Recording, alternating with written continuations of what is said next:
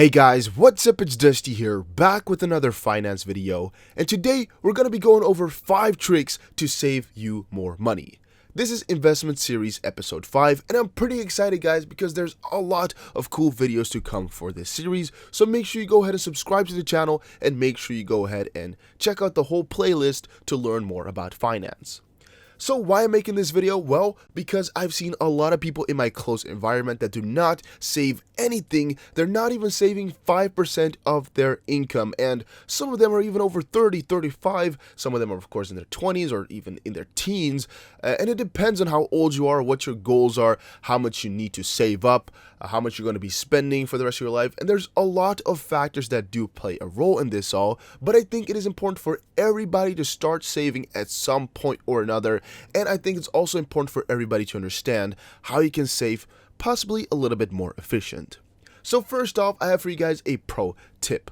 It is, I'll think about it. So don't buy your things today, but convince yourself to go ahead and buy them tomorrow, or to at least think about this. This is my number one trick to get out of these uncomfortable situations where I buy a lot of things in like a frenzy or something. So I've of course had those days where I'm just behind a laptop or a computer, or my phone even, and I see a lot of cool stuff that I really think I need, like a couple of t-shirts, a sweater, jeans, even though they might be very cheap. You know, maybe it's $10 for all those t-shirts each, $20 for the sweater and $20 for the jeans. I really don't need it because my whole closet here, or closets, are full of stuff, all right? And I know I'm never going to wear it, or at least I'm going to maybe wear it once in a year or for now, but I just want it because it looks cool, right? So what I've thought myself is to always say, yeah, I'll think about it. If I still want it tomorrow, I'm going to buy it. And I know it might sound cringy, as I've heard it in some of those TV shows where they're going to the store and they're like, yeah, I'll think about it. You're just like, they're like, you're gonna think about it? What do you mean, bro? Yeah, but I do understand why people are doing this now, and I definitely can say that it works. It works, because we all know that buying stuff releases dopamine in your brain. You just get happy whenever you're allowed to buy stuff, and in most of the cases, what you are planning to buy right now, you don't really need. If you do really need it, well, of course you can go ahead and buy it now, but think about it sometimes, and you'll be surprised how good it works. How much does it cost/earn? It is something that I start to think about all the time now as well. Try to understand how much money what you bought will cost in terms of working hours and how much value it will create for you. So let's say you're planning to buy yourself $100 worth of jeans. You earn about, let's say, $10 an hour at the store you work in. It's going to be 10 hours of work that you're going to have to put into buying these jeans. This might change a little bit if you're getting clothing money, right, and you're younger, or if you're older and you have, a certain budget for clothes each month, which I still think you can maybe trim down a little bit.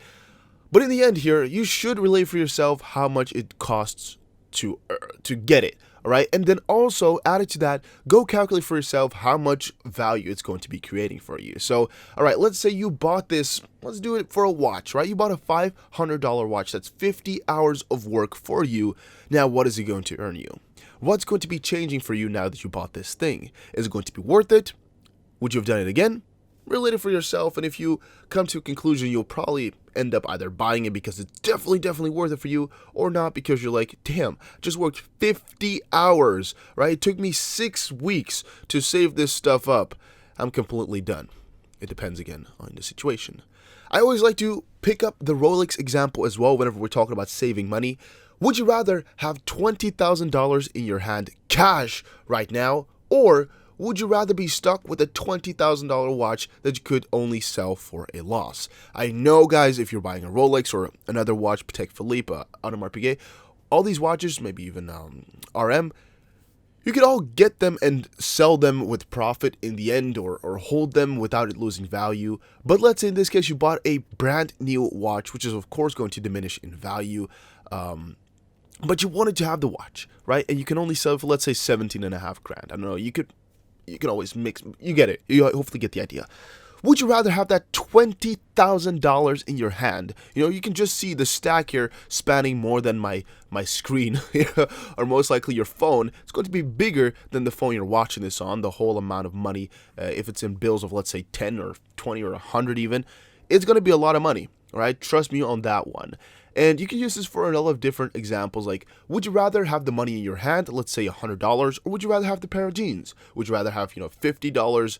And if you do it in bills of one, it's going to look like even more. Would you rather have $51 bills, or would you rather have one pair of, you know, one pair of socks? I don't know, socks are not $50, but you get the idea hopefully there. You just got to relate for yourself if it's worth it to, to give up all that money in your hand for something. And also, one thing I should add to all of this is that you kind of get the feeling of, all right, I have not bought this, so I get the money in my hands, sort of, because that's actually also what happens, right? Let's say you just go to the ATM, you withdrew $70, and because you wanted to buy some shoes, right? But you use the principles that we talked about before, like, I'll think about it, and how much does it cost / earn? And you're like, no, I don't want this anymore. Well, you just kind of earned $70. It's not the right way to think about it, but it's something that might work intuitively for you to help you save. Make sure your savings are locked. I'm actually putting a lot of emphasis on this one because I've had it in the past that I had to grab money from my savings account, but I never put it back. This is something that personally happened to me, guys. I was just there looking at my savings account. I was like, I need to pay, let's say, rent, for example, but there's only... This is, again, arbitrary example. There's only $486 in my account, and I need $700 for rent. I'm just going to take this 200 and whatever, 13 or something, I don't know how much I said, dollars from my savings account, because otherwise I will not be able to pay it. Or, you know what, I'll grab 290 because I also need a little bit of money for food and stuff. Otherwise, I'm going to starve.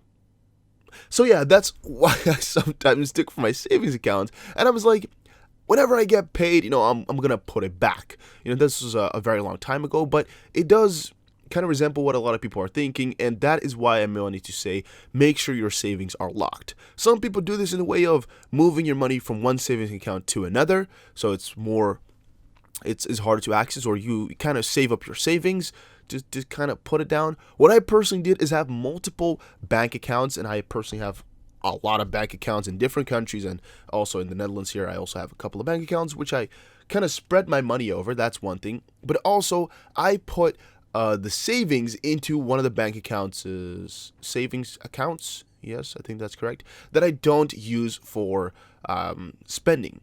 So I have one main bank account card and also one main credit card, I guess, that I use for my daily stuff and where most of my withdrawals come from and where most of my bills are getting paid from. But I don't use that same bank account to actually go ahead and save up on as well. I do it a little bit, but not as much, because I try to put it into different banks where I don't usually spend from. So it's harder to grab, right? Because I'm going to have to put the money from the savings account to my normal account, and then from this normal account to the other normal account to be able to spend it. And it's just kind of cumbersome, and you're not as easily going to do that as with if it was all in the same thing.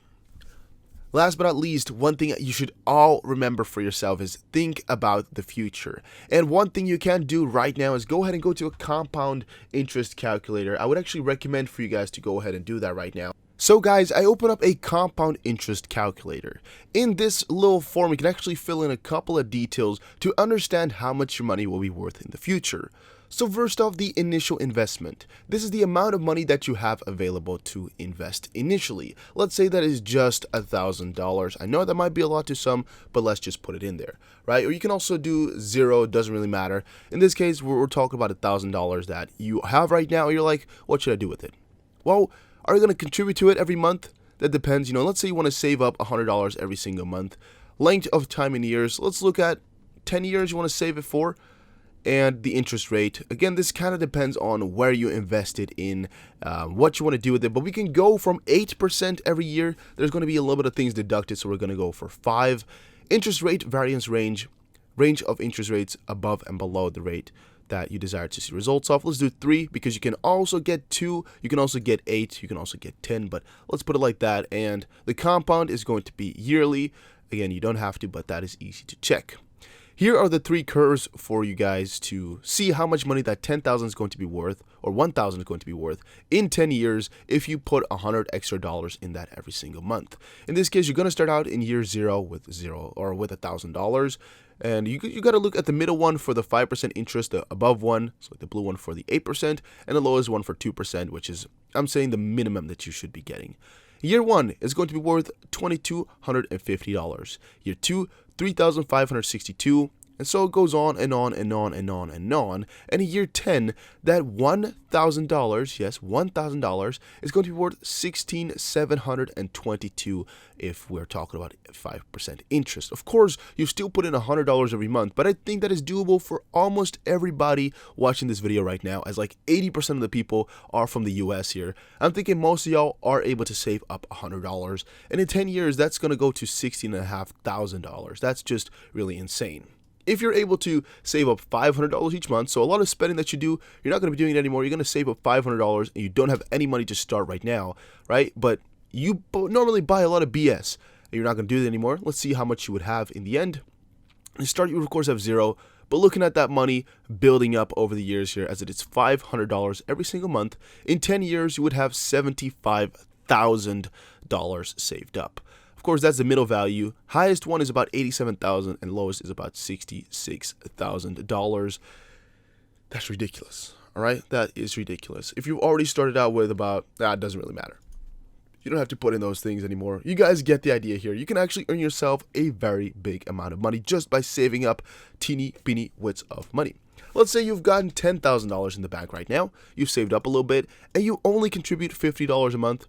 We can also check that out just for some of the people that are interested. You can see how this money is going to be flowing up over the years. 10 years should be doubling your money to about 23 or 24. Let's say $20,000 to $30,000 it will be worth in 10 years. That's not that great, but on the contrary, for only saving up $50 a month, for it to still go and become so much money in 10 years is really quite insane. I see there's also a savings goal calculator. If your savings goal here is 100, oh no, let's do 100,000. Let's do $100,000. Initial investment is $10,000. Years to grow, let's do 40. All right, you want to maybe let's do $1 million. Let's do 40 years from now since you want to retire. Initial investment is $10,000. Interest rate is going to be 7%, and annually compounded. Let's see what you should be going for. So the results are in. If you contribute $354 every month over the next 40 years towards your goal, you will have $1 million in savings in 40 years. It's actually really quite crazy, right? In this case, your $10,000 will have gone to $150,000 within that time, and you have to in total add $170,000 in additions, all right? And the rest is saved for you. So that's like $600,000 that is just saved for you over these years for not doing anything but just saving $50 a month, or how much was it? $350 a month? Yeah. It's really quite insane. All right. And I'm personally more of the opinion that you should start low with like maybe $50, $60, $70 a month, and then start to increase it once you become older and start to earn more money. But in this case, it's still really insane how much your money can grow. In 10 years, you've doubled your money. In this case, again, in 10 years, you've doubled your money. And 10 years, you've doubled your money. In 10 years, you've doubled your money. That's an initial money. And total savings compounded. Wow, it's also looking insane, guys. Whoo, whoo, whoo. Oh, that's a lot of money. That is a lot of money. 10 million, of course, would probably put this at $3,500. Oh, $4,500. Okay, that's $4,000 every month. And then in 40 years, you'll have 10 million. So it's a little bit more doable if you see it like this, I would say. I mean, $4,000 a month is almost impossible to save for any normal person. But still, you know, to retire with $10 million if you save $4,000 a month, that's kind of crazy to me. It feels like you would need a lot more because, you know, to earn $1 million in a year, you need like $2,800 a day, right? If you say it like that, it sounds like the most ridiculous thing in the world. But then if you only save $4,000 a month, you can still retire with $10 million. I find that kind of crazy. Of course, if you're already 40, then this might be a little bit too long for you. Maybe you're going to have to put it to 25. But hopefully you all get the idea. I think it's pretty intuitive enough. And, you know, it's just something that I think a lot of you guys should find fun as well. I think it's never really hurting anybody to think about this stuff or to look at all of it. I hope, by the way, that I didn't cut it wrong, that you could not see anything. I think you could see everything, though, because I have a little bit of a weird screen here on the left. But think about the future value. It's something that I should have just said in every video. These were 5 tricks to save you more money, and we gave a little bit of examples with some of them, and we did a little bit more than we might have, should have. Whatever, guys, it was a pretty interesting topic to think about. So if you guys have any feedback, let me know in the comment section down below, and I'll see you guys again in another finance video. This was again episode 5 of the investment series, and I'm going to be doing a lot more cool videos soon. Take care, everybody, and have a nice day.